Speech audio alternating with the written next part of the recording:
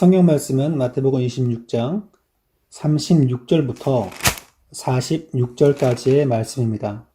이에 예수께서 제자들과 함께 겟세마네라 하는 곳에 이르러 제자들에게 이르시되 내가 저기 가서 기도할 동안에 너희는 여기 앉아 있으라 하시고 베드로와 세베대의 두 아들을 데리고 가실새 고민하고 슬퍼하사 이에 말씀하시되 내 마음이 매우 고민하여 죽게 되었으니 너희는 여기 머물러 나와 함께 깨어 있으라 하시고 조금 나아가사 얼굴을 땅에 대시고 엎드려 기도하여 이르시되 내 아버지여 만일 할만하시거든 이 잔을 내게서 지나가게 하옵소서. 그러나 나의 원대로 마시옵고 아버지의 원대로 하옵소서 하시고 제 아들에게 오사 그 자는 것을 보시고 베드로에게 말씀하시되 너희가 나와 함께 한 시간도 이렇게 깨어 있을 수 없더냐. 시험에 들지 않게 깨어 기도하라. 마음에는 원이로되 육신이 약하도다 하시고 다시 두 번째 나아가 기도하여 이르시되 내 아버지여 만일 내가 마시지 않고는 이 잔이 내게서 지나갈 수 없거든 아버지의 원대로 되기를 원하나이다 하시고 다시 오사 보신즉 그들이 자니 이는 그들의 눈이 피곤함이더라. 또 그들을 두시고 나아가 세 번째 같은 말씀으로 기도하신 후 이에 제 아들에게 오사 이르시되 이제는 자고 쉬라. 보라 때가 가까웠으니 인자가 죄인의 손에 팔리느니라. 일어나라 함께 가자. 보라 나를 파는 자가 가까이 왔느니라. 주님은 십자가를 지시기 전에 세 명의 제자들과 함께 겟세마네라고 가시는 곳에 가십니다. 그 뜻은 기름 짜는 틀인데 예루살렘 동편에 가면 감람나무, 곧 올리브나무가 많이 있었습니다. 주님은 이곳에서 제자들과 함께 기도의 모범을 보여주시는데 지금 말씀 보면 기도한다, 깨어있다 라는 표현이 한 8번 정도 등장합니다.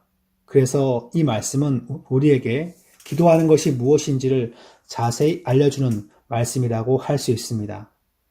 십자가와 같은 길은 하나님과 함께 하는 것이 반드시 있어야 함을 이 말씀이 주는 첫 번째 교훈이지요. 주님은 39절과 42절에 보면 두 번에 걸쳐서 같은 기도 제목을 반복합니다. 그리고 나아가서 44절 보면 세 번째 같은 말씀으로 기도하신 후라고 나와 있습니다. 주님의 기도 제목은 뭐냐 하면 주님 이 잔을 내게서 지나가게 하옵소서 나의 원대로 마시옵고 아버지의 원대로 하옵소서 그렇게 기도합니다. 십자가의 길 그것을 잔이라 그렇게 고백하였는데 이것을 제가 내 육신으로 감당하기는 참 두렵습니다. 그러나 두렵고 힘들지만 아버지의 뜻대로 되기를 원합니다라는 것을 3번 기도했음을 말씀이 보여줍니다. 3번이나 기도한 것은 이것이 주님의 아주 중차대한 기도 제목이었습니다. 주님은 무언가를 얻기 위해서, 무언가를 성취하기 위해서 기도한 것이 아니라 바로 십자가의 길을 포기하지 않고 끝까지 가는 것, 그것을 놓고 주님께, 하나님께 간구한 것을 말씀이 기록합니다. 그렇습니다. 우리는 기도하면 당장 어떤 결과를 받기를 원하지요. 한번 기도했으니까 반드시 응답될 것입니다. 라고 생각하면서 기도를 멈추기도 합니다. 한번 기도했기 때문에 그렇지만 이것은 한 번의 성취를 위한 기도라기보다는 넘어지지 않고 쓰러지지 않고 포기하지 않고 끝까지 그 사명을 잘 감당하기 위해서 간구하는 것이, 기도하는 것이 필요함을 우리에게 알려주고 있습니다. 내가 시험에 통과하고 싶어요. 내가 이번에 이것을 잘 얻고 싶어요. 이것을 치료받고 싶습니다. 우리는 그와 같은 제목으로 기도할 때 단회적으로 하고 끝날 때가 많습니다. 기도는 그와 같이 얻기 위한 것이 아니라 넘어지지 않기 위해서, 실족하지 않기 위해서, 시험에 들지 않기 위해서 기도해야 한다는 것을 우리에게 알려주고 있습니다. 만일 기도를 쉰다면 반드시 시험에 들게끔 되어 있습니다. 41절 말씀 보면 시험에 들지 않게 깨어 기도하라. 시험에 든 사람들의 특징이 뭔지 아십니까? 2가지 반응이에요. 저 시험 들었어요. 그것을 얘기하거나 저 시험 안 들었어요. 그렇게 얘기합니다. 시험에 들었다는 것은 하도 자주 들어가지고 이게 시험인지 본인도 압니다. 근데 마음이 움직이기가 싫은 거죠. 두 번째, 저 시험 안 들었어요 하는 것은 실제로 시험 들었음에도 불구하고 자기가 상심하고 좌절하고 감당하기 싫어하고 벗어나고 싶어 하는 것이 시험 든 것인데 그것을 시험이라 인정하기가 싫은 거죠. 마음이 상심했습니까? 좌절했습니까?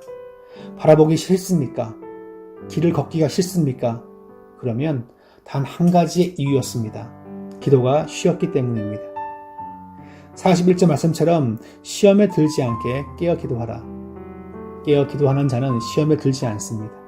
우리 역시 깨어서 기도하면서 낭망하지 않는 성도가 되어야 할 줄 믿습니다. 세 번째는 이 말씀을 가만히 보면 주님은 결국은 하나님의 뜻을 이루는 믿음의 승리를 거두게 됩니다. 기도하는 자가 승리가 있다는 걸 보여주는 거죠.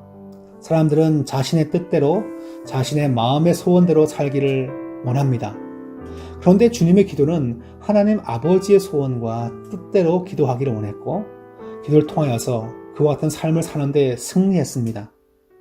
그렇습니다. 우리는 나의 뜻이 아니라 주의 뜻대로 사는 것이 참되고 복된 삶인데 그 삶은 감구하는 자에게 주는 선물이라는 것을 기억하면서 우리가 더욱더 이 시기에 주 앞에 나아가서 기도하고 또 응답받고 쓰임받는 축복이 있기를 부탁합니다.